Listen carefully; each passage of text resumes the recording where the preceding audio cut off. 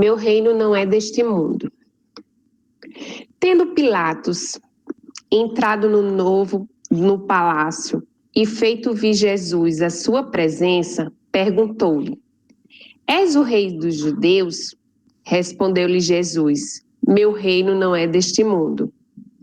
Se o meu reino fosse deste mundo, os meus súditos teriam combatido para impedir que eu caísse nas mãos dos judeus, mas o meu reino ainda não é aqui.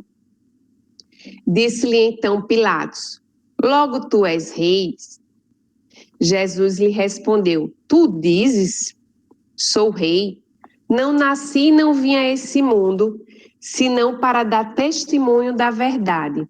Aquele que pertence à verdade, escuta a minha voz. João 18, versículos 33, 36 e 37. A vida futura. Por essas palavras, Jesus se refere claramente à vida futura, que ele apresenta em todas as circunstâncias, como a meta que se destina à humanidade e como devendo constituir objeto das principais preocupações do homem na Terra. Todas as suas máximas se reportam a esse grande princípio. Com efeito, sem a vida futura, a maior parte de seus preceitos de moral não teriam nenhuma razão de ser. Por isso, os que não creem na vida futura, pensando que ele apenas falava na vida presente, não os compreendem ou os consideram pueris. Esse dogma pode ser considerado, portanto, como o ponto central do ensino do Cristo, razão pela qual está colocado num dos primeiros lugares à frente desta obra, pois deve ser o alvo de todos os homens. Só ele pode justificar as anomalias da vida terrestre e harmonizar-se com a justiça de Deus. Os judeus tinham ideias muito imprecisas acerca da vida futura. Acreditavam nos anjos, considerando-os como seres privilegiados da criação. Não sabiam, porém, que os homens podem um dia tornar-se anjos e participar da felicidade angélica. Segundo eles, a observância das leis de Deus era recompensada com os bens terrenos, a supremacia da sua nação e com as vitórias sobre os seus inimigos. As calamidades públicas e as derrotas eram o castigo da desobediência àquelas leis. Moisés não pudera dizer mais do que isso a um povo pastor e ignorante, que precisava ser tocado, antes de tudo, pelas coisas deste mundo. Mais tarde, Jesus viria lhe revelar que existe outro mundo, no qual a justiça de Deus segue o seu curso. É esse o mundo que ele promete aos que cumprem os mandamentos de Deus e onde os bons acharão sua recompensa. Esse mundo é o reino. Lá ele se encontra em toda a sua glória e para lá voltaria quando deixasse a terra. Jesus, porém, conformando seu ensino com o estado dos homens de sua época, não julgou conveniente dar-lhe luz completa, que os deslumbrariam sem os esclarecer, pois não o compreenderiam. Limitou-se de algum modo a apresentar a vida futura apenas como um princípio, como uma lei da natureza, da qual ninguém pode escapar. Todo cristão, pois, necessariamente na vida futura, mas a ideia que muitos fazem dela é ainda vaga, incompleta e, por isso mesmo, falsa em diversos pontos. Para grande número de pessoas, é apenas uma crença, sem nenhuma certeza absoluta. Daí as dívidas e mesmo a incredulidade. O Espiritismo veio completar, nesse ponto, como em vários outros, o ensino do Cristo, quando os homens se mostram bastante maduros para compreender a verdade. Com o Espiritismo, a vida futura não é mais um simples artigo de fé, uma hipótese, torna-se uma realidade material, demonstrada pelos fatos, pois são as testemunhas oculares que as descrevem em todas as suas fases e em todas as suas peripécias, de sorte que não somente a dúvida não é mais possível, como a inteligência mais vulgar é capaz de imaginá-la sobre seu verdadeiro aspecto, como imagina um país quando lê a sua descrição detalhada. Ora, a descrição da vida futura é de tal forma circunstanciada, as condições de existência feliz ou infeliz dos que nela se encontram são tão racionais que cada um aqui é obrigado a reconhecer que não pode ser de outro modo e que ela representa realmente a justiça de Deus. Então, meus irmãos, vamos às nossas reflexões. Logo no início, do capítulo, quando ele fala que o meu reino não é deste mundo, ele traz uma passagem de João, E o que Jesus quer dizer quando ele fala que o reino dele ainda não é aqui, Essa é a primeira reflexão que vem assim à nossa mente. Por que o reino de Jesus não é aqui? E por que, meus irmãos, estamos aqui? Nós somos imagem e semelhança de Jesus e estamos no lugar onde não é o reino de Jesus. Por que nós precisamos vir aqui? O que precisamos aprender para estar aqui? E se você vai vendo no decorrer do texto, tem um item, que ele fala que as pessoas, acham que, pulando aqui para o item seguinte, quando ele fala sobre os anjos, que fala que as pessoas admiravam, que achavam que só era beneficiado aquelas pessoas que chegariam à categoria de anjos. E aí, fazendo uma referência, se o reino de Deus ainda não é aqui e existe a possibilidade dos homens se tornarem anjos, será que aqui não é a primeira escola que a gente tem que passar para aprender a pelo menos galgar essa oportunidade de um dia chegar à esfera angelical? E quando ele diz, quando Jesus diz, que quem é de verdade escuta a voz dele. Será que estamos buscando a verdade? Será que estamos buscando escutar a voz de Jesus? Qual o caminho para se chegar à verdade? O que eu tenho que fazer? O que eu tenho que praticar para escutar a voz de Jesus? Para eu ser de verdade, para eu estar no caminho da verdade. Isso também a gente já estudou, Eu vi agora que o Antônio está postando aí, mostrando os nossos estudos no Instagram.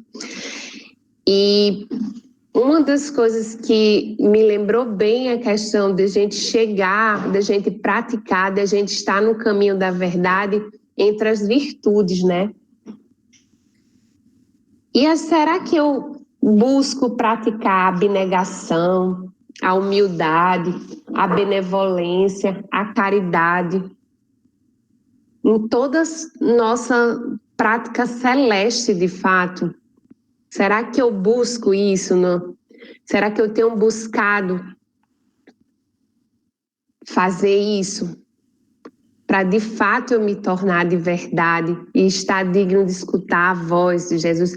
Será que eu estou me permitindo escutar a voz de Jesus?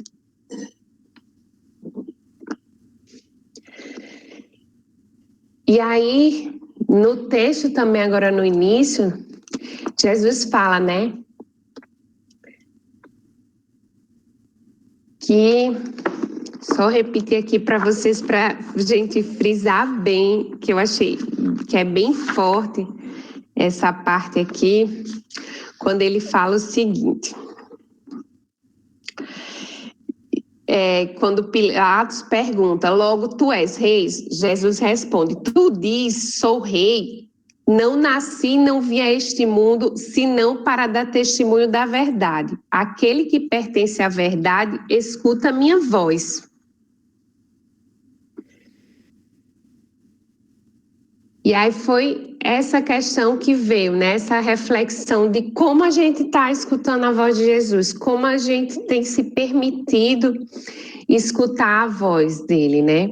E é isso que eu quero que também vocês vão refletindo aí para compartilhar, né? Na minha reflexão, de fato, veio essa questão de lembrar das virtudes, né? Que são características que, com certeza, aqui no plano terrestre, todos nós, quase que diariamente, somos postos à prova para praticar, para exercer isso. E será que a gente está conseguindo cumprir? Ou será que a gente está se negando? Porque, assim, diante das nossas falhas, a gente quer que as pessoas nos perdoem, né? Mas, às vezes, quando alguém falha com a gente, quando algo erra com a gente vai numa ira tão grande, né? Assim, numa raiva tão grande por justiça, né? E aí, nesse momento, eu fiquei me perguntando quantas e quantas vezes eu perdi a oportunidade de praticar abnegação, de praticar a benevolência com o meu próximo, né? Diante, às vezes, de pequenas situações, às vezes, no nosso trabalho, com algum colega que erra com a gente, que falha, até mesmo com algum parente que chega atrasado num compromisso com a gente. Essa reflexão dos pequenos momentos, né, são as pequenas oportunidades que a gente está tendo de praticar essas virtudes e que a gente deixa passar, né? Foi até o que eu estava dizendo para o seu Inácio no início de começar o evangelho. Eu não sei quantas reencarnações eu ainda preciso vir, mas eu de fato hoje entendi que meu reino, né, que o reino não é aqui, que eu preciso evoluir, praticar essas características, né? E eu sei o quanto é difícil, então ainda vai existir muitas reencarnações, mas se eu não começar a corrigir nessas pequenas situações que me são permitidas, né, que me são impostas a fazer, quando vão surgir nas maiores, com certeza eu vou ter mais dificuldade, né? E são através das pequenas ações, dessas pequenas situações que vão surgir nas nossas vidas, que a gente vai praticando para conseguir, de fato, dar testemunho de verdade, né? Porque, assim, quando a gente entra agora no contexto, de fato, da vida futura, né? A gente tem uma divisão em que a questão da realeza humana e a realeza espiritual. E para nós é muito fácil hoje focar na realeza humana, principalmente porque, assim, cresce muito fácil aos nossos olhos o que é os bens materiais, né? Digamos assim, a realeza espiritual, ela não é tocável, ela não é, digamos, visível aos nossos olhos físicos, né? E a realeza humana, o que de fato é material, então, assim, isso acaba, digamos assim, dificultando a nossa alma de perceber o quanto é importante a gente se desprender dessa questão material, porque essa realeza humana, essa realeza material, ela não vai ter valor no fato, no plano espiritual, né? No reino que a gente busca, na evolução que a gente busca para se tornar anjo. Não vai ter esse valor, né? E aí, quando se pergunta assim, hoje, se a gente se olhar no espelho, se cada um se olhar, ou se a gente tivesse presencialmente se falando, e um olhasse para o outro e perguntasse, quem é você? O que você diria para aquela pessoa que está do seu lado, né? Diria seu nome, talvez o nome dos seus pais, porque a gente vai, quando a gente se pergunta assim, quem é você? Isso se volta muito para o nosso ego, para a nossa encarnação atual. Ah, eu sou isso, trabalho não sei aonde, tenho isso, moro em tal lugar, não sei o que, faço isso, tenho aquilo outro, nas férias vou para tal canto. E a acaba assim, que você não lembra de quantas reencarnações você já teve, você não tem noção de quantas você precisa ter, você não tem noção de quem você é, do progresso que você fez, porque você está de fato ligado ao seu ego, ao que a realeza humana tem pregado para você. Então, assim, o texto de hoje assim me tocou muito assim nessas reflexões, por isso que eu acho bem importante vocês compartilharem também, porque acaba que eu digo assim, será que é isso que está falando para mim, também vai falar para alguém? E acho que é importante a gente compartilhar esse entendimento para a gente aprender junto, né? Crescer junto. Porque, como assim, quando a gente fala da parte espiritual, das virtudes, são coisas que a gente não vê, mas a gente acredita. E por que a gente acredita?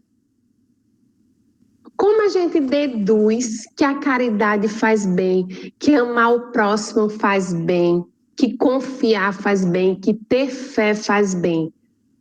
Como a gente conseguiu adquirir isso?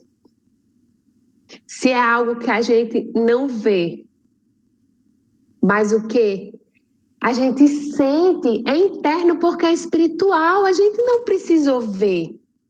Então a gente sabe.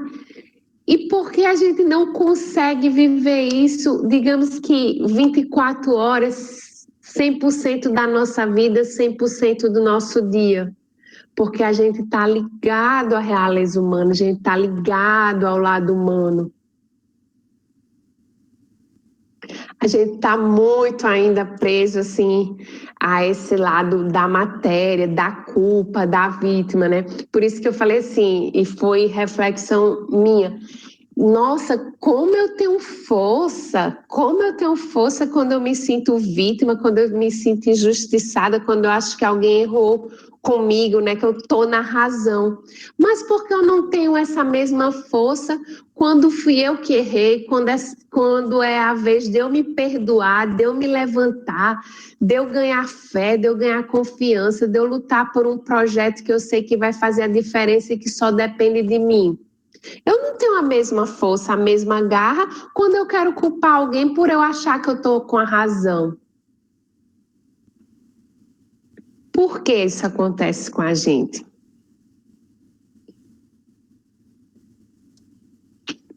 E aí eu quero que vocês me ajudem também.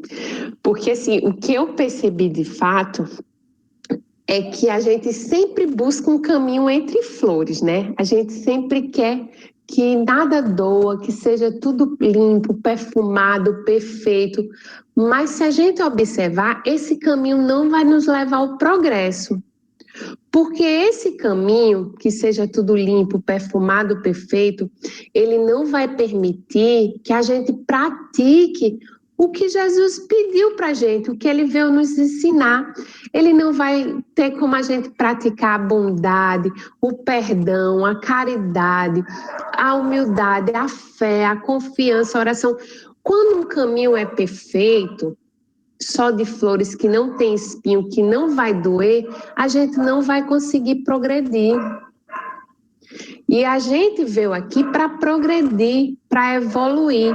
E a gente jamais vai conseguir tudo de uma única vez. Ao contrário, se em cada encarnação que a gente vier, a gente conseguir 1%, nessa eu consegui melhorar minha benevolência, conseguir 1% do meu perdão. Nossa, acredito que já é uma evolução tremenda. Então, assim, nosso progresso, de fato, nosso caminho vai ser entre os espinhos, vai ser entre dores, mas a gente está aqui para ser feliz. A gente está aqui para ser feliz por quê? Porque cada conquista que a gente vai fazer desse progresso vai trazer essa alegria, vai trazer essa felicidade para a gente. Nos momentos de dores, vai doer, mas a gente vai crescer com eles, vai progredir. Então, por isso que o reino de Deus não é deste mundo. A gente está aqui apenas para aprender, para evoluir, para progredir. E é essa vida futura que a gente deseja, uma vida de evolução, de progresso. E com certeza, meus irmãos, nós somos muito privilegiados porque nós conhecemos, estamos nos permitindo que a doutrina espírita nos auxilie diante de todas essas dores que acontecem, de todas essas adversidades. Ela está aqui nos dando o evangelho, nos consolando, nos fortalecendo, nos dando as respostas que a gente precisa.